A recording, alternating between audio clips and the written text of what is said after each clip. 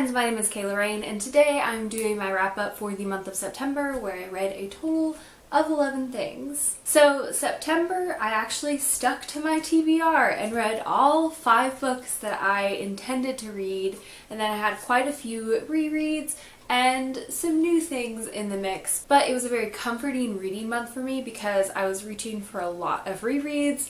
I don't know, I was just in the mood for it, so that's what I did. But I will jump in with my September TBR books that I actually completed, and I got all of them, so that was super awesome. Starting with The Subtle Knife and the Golden Compass by Phillip Pullman. This is the second and third installment in the His Dark Material trilogy, so I can't say too much because spoilers, but I really enjoyed these 2 books. I can't believe it took me so long to read these. They are so incredible. I especially loved the conclusion to it. Something that I really enjoyed about this trilogy is that it really built on each book with the introduction of new characters and a new plot, but it all kind of like meshed together really well. It definitely felt like a trilogy and that it was very well planned out, but each book had kind of its own thing going on at the same time. I loved this. I gave both of those 4 out of 5 stars. I do have to say that while I enjoyed this book is incredibly critical of religion. So if that's something that you're uncomfortable with or just aren't interested in reading, I definitely recommend skipping on this trilogy. But if it's something that you're okay with and it's not something that really affects your faith, or maybe you aren't a person of faith and that's cool too, that's not going to bother you, I do recommend this. Next, I picked up All American Boys by Jason Reynolds and Brenden Kiely, and oh my goodness, guys, this book was so incredible. This follows 2 main characters, and they are both dealing with kind of this, well, I don't want to say the same situation, but similar situations.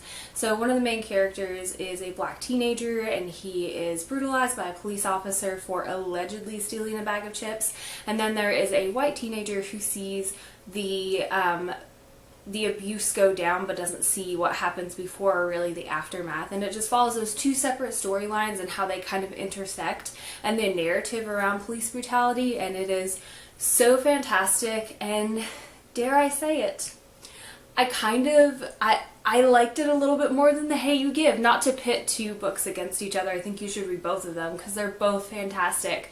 But I do have to say, like, I enjoyed this book a lot because of the conversation around it and just the way that everything pulled together so well. Like, these 2 authors are brilliant, and I need to read more of their work, especially Jason Reynolds, because he has so many incredible books out right now that I haven't picked up that I need to.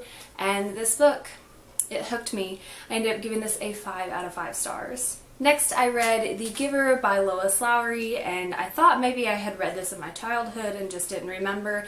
Nope, this was a new book for me, and it was really good. I enjoyed a lot of it. The only thing that I didn't love about this is the ending, and I won't say too much about that for anyone who hasn't read this book, but that wasn't something that I was a huge fan of. This is a dystopian young adult, kind of gearing on the edge of like middle school level young adult. I don't want to say too much about the plot because I think a lot of the enjoyment from this book is letting everything kind of unfold. Wouldn't want to say it's a mystery, but you really do want to kind of keep some things unknown when you go into it. So I did enjoy this. I definitely get why a lot of people say this is kind of like the birth of YA dystopian. Totally get that. I see a lot of the themes that we have in dystopian around today that were in this book. I get it.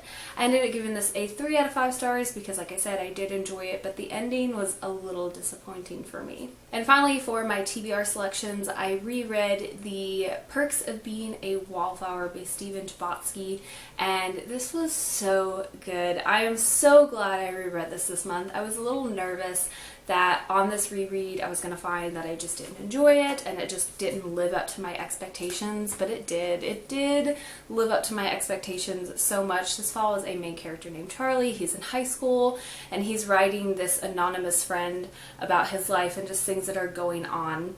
And something that I loved about this book is Charlie is just all about perspective. And that's something that I think is so important, to just kind of look at the outside perspective of things. And his entire narrative is just looking at things from the outside. And while I think there's an important narrative about actually living in the moment and like inserting yourself in situations and like enjoying that, I just love Charlie's point of view and his perception of situations, and just like the way he writes his friend is so fantastic. And this book is so good. It is so good. I ended up giving this a 5 out of 5 stars. On to my newer books that I read this month. I picked up the The Boyfriend List by E. Lockhart, and this follows a main character named Ruby Oliver who has some boy troubles and is basically like lamenting all of her boy troubles to her psychiatrist. And it seems a little vapid from like that description, but it's not. It's like this really great feminist, amazing novel that has just some really great little lessons tucked in throughout, and I really enjoy this. I am definitely going to be picking up the second, third, and fourth book in the series because I want to know more about what happens. And I really like Ruby Oliver as a character. I ended up giving this a 4 out of 5 stars. I also read The Lines We Cross, and I am blanking on the author name right now, but this book was so fantastic. It follows two main characters. So one of the main characters is a refugee who has moved to Australia, and the other main character is from a very conservative anti-refugee family, and their worlds just kind of collide. And I loved the discussion throughout this novel. I felt like a lot of it was kind of basic discussion, but I think that that's necessary in some books because sometimes people are just being introduced to these topics and they do need that. However, under the basic conversations, there was more nuance with all of the different politics that kind of went into this novel, and I really, really enjoyed it. I ended up giving this a 5 out of 5 stars because I was very emotionally affected by this book, and I think that everything was just done so fantastically. And last, for my new books that I read this month, I picked up The Gentleman's Guide to Vice and Virtue by Mackenzi Lee.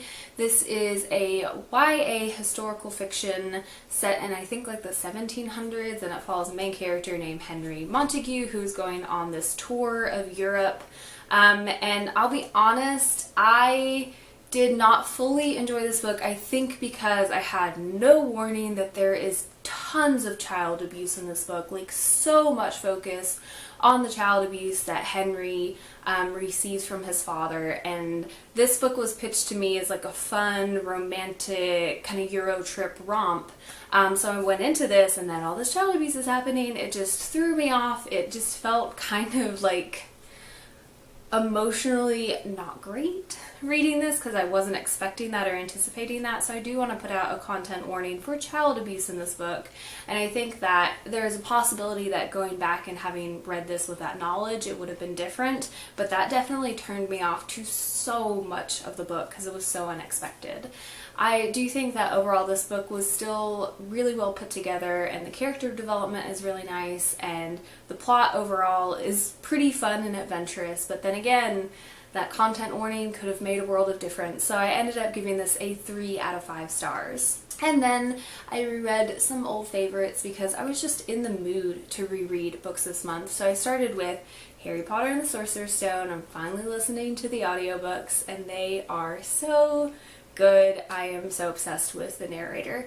And not gonna say much about plot on this one because I'm pretty sure everyone knows about Harry Potter and the Sorcerer's Stone. I gave this a 5 out of 5 stars, and as expected, I'm still obsessed with Harry Potter. I also reread Anna and the French Kiss by Stephanie Perkins, and I am so happy to say that I still have a lot of feels for this book. I definitely understand that there is some problematic content in there regarding cheating, but I still really enjoy this book. I love Etienne St. Clair and Anna's story. I think that they have such a cute romantic arc. I think that Anna is a pretty relatable teenage character. Like, she definitely has her flaws, but I like a well-rounded female character who has flaws, has likable things, and is basically just human, and I appreciate that about this book.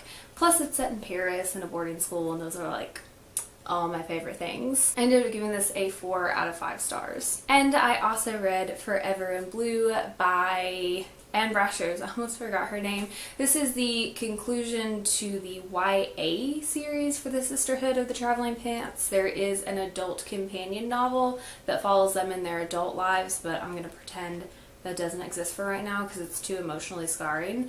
But I did finish this YA series this month, and I was so happy to. This series gives me so much happiness. I love those 4 girls. They're amazing. I don't want to say too much about plot because it's the conclusion, but I really liked how the YA series ended. I think it had such great closure and still left a lot open to where the girls can go in their adult lives, and just left off on such a hopeful, happy note.